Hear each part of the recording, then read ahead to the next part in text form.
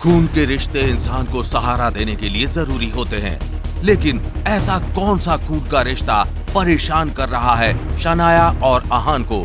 कौन आया आहान और शनाया के कार के सामने? क्या कोई नया हंगामा होने वाला है अब? शनाया ने कुछ सोचा और मन ही मन में बोली, क्या आहान जानता है कि वो कितने अच्छे से फ्लर्ट कर लेता है? ओह गॉड। शनाया ने अपना मन पक्का कर लिया। उसने फिर कार ड्राइव कर रहे आहान से सवाल करते हुए कहा, तो फिर क्यों ना हम दोनों। मगर इससे पहले कि शनाया अपनी बात पूरी कर पाती, एक जोर की आवाज आई। आहान ने तुरंत कार का ब्रेक लगा दिया। एकदम से कार को रोकने की वजह से जोर की आवाज गूंजी। शनाया ने आंखें खोली तो देखा कि एक मिडिल एज्ड औरत सड़क पर गिरी हुई थी। वो तो अच्छा था आहान का ध्यान रास्ते पर ही था, वरना शायद इस औरत को लग जाता। शनाया, क्या आप ठीक हैं? शनाया बहुत घबराई हुई थी, मगर जब उसने आहान के हाथ को अपने सामने पाया तो वो बेफिक्र हो गई। उसने आहान से कहा, मैं ठीक हूँ, लेकिन ये सामने कौन है? क्या उन्हें हमारी वजह से कोई चोट आई हुई है? शनाया ने शॉक्ड होकर जोर से कहा, सीमा बुआ। शनाया को अपनी आंखों पर यकीन ही नहीं हो रहा था। सीमा बुआ जी का नाम सुनकर उनकी आंखें भी शार्प हो गई। आहान को सीमा बुआ जी खास पसंद नहीं थी, क्योंकि उनकी उसी हरकत की वजह से शनाया बहुत परेशान हो गई थी। वो सिर्फ पैसे और ज्वेलरी ही नहीं, शनाया के इंपॉर्टेंट डॉक्यूमेंट्स जैसे कि पासपोर्ट और एटीएम कार्ड भी ले गई थी। सीमा बुआ जी ने देखा कि ड्राइवर सीट पर आहान बैठा था। ये देखकर वो गुस्सा हो गई। एक ही पल के अंदर अंदर सीमा बुआ जी के चेहरे पर छाया हुआ डर नफरत में बदल गया।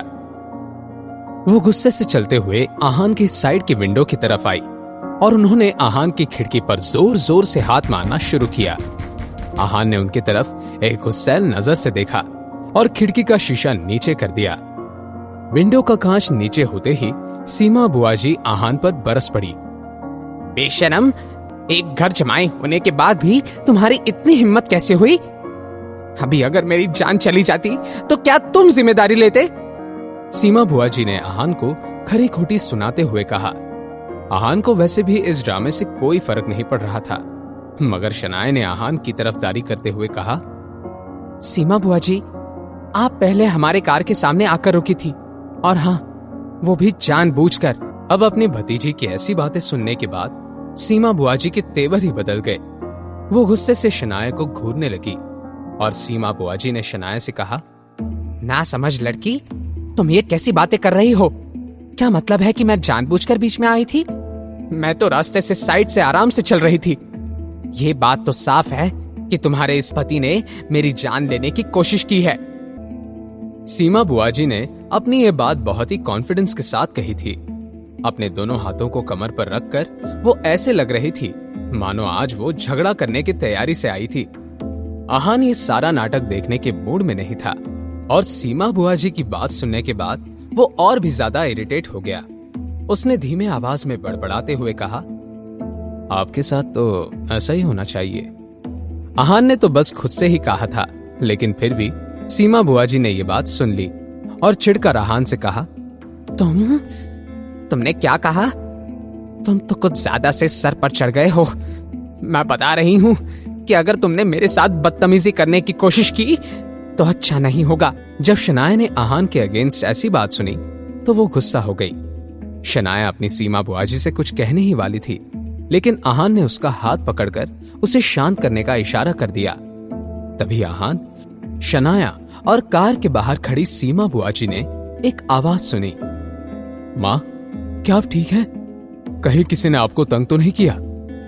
रतन, मेरे बच्चे, अच्छा हुआ कि तुम आ गए।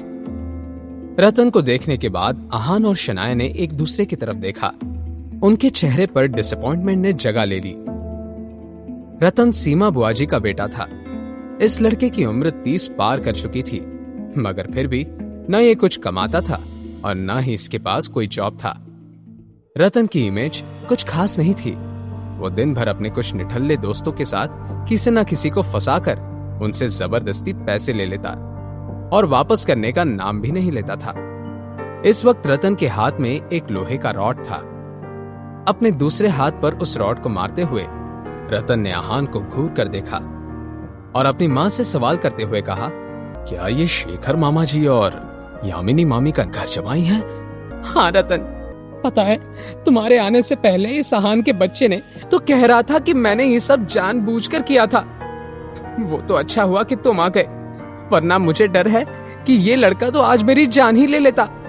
तुम्हारे किस हाथ ने मेरे मां को चोट पहुंचाने की कोशिश की है? आहान को रतन के इस खतरनाक अंदाज से कोई फर्क नहीं पड़ता था, लेकिन शनाया ने रतन को जवाब देते हुए कहा, रतन, आहान ने सीमा बुआ जी को कोई चोट नहीं पहुंचाई है और इसमें हमारी नहीं, सीमा बुआ जी की गलती है। इस पॉइंट पर शनाया को भी थोड़ा गुस्सा आ गया था, लेकिन रतन को शनाया के गुस्से से क्या डर लग सकता था। उसने शनाया का मुंह बंद करते हुए कहा, तुम अपना मुंह बंद करो, तुमने किसे धोखेबाज कहा? आहान के सवाल के जवाब में सीमा बुआ जी ने कहा, क्या मेरे बेटे रतन ने कुछ गलत कहा है? यह लड़की धोखेबाज नहीं है तो और क्या है? उसने अपने बुआ जी और भाई का साथ देने की बजाय तुम्हारे जैसे कचरे के डब्बे का साथ देना सही समझा। हम दोनों उसके खून के रिश्तेदार, हमारे सामने तुम जैसे दो कौड़ी के इंसान को चुना शनाया ने। वो पति है मेरा, अपना मुंह संभाल कर बात कीजिए। और आप मेरे रिश्तेदार कब से हो गए? खून के रिश्ते से अगर दुनिया चलने लगती तो आप जैसे लोगों को अपने ही परिवार में चोरी करने की जरूरत ना पड़ती। क्या शनाया के इस ताने से ये बहस बिगड़ने वाली थी? सीमा बुआ जी अब आगे क्या करने वाली हैं? आहान इस सब से शनाया को कैसे बाहर निकालेगा? क्या होगा रतन और आहान के बीच झगड़ा? जानने के लिए देखिए अगला एपिसोड सिर्फ पॉकेट एफएम के यूट्यूब चैनल पर। और सीक्रेट अमीरजादा के सारे एपिसोड्स को सुनने के लिए डिस्क्रिप्शन में दी हुई लिंक से डाउनलोड कीजिए पॉकेट एफएम ऐप।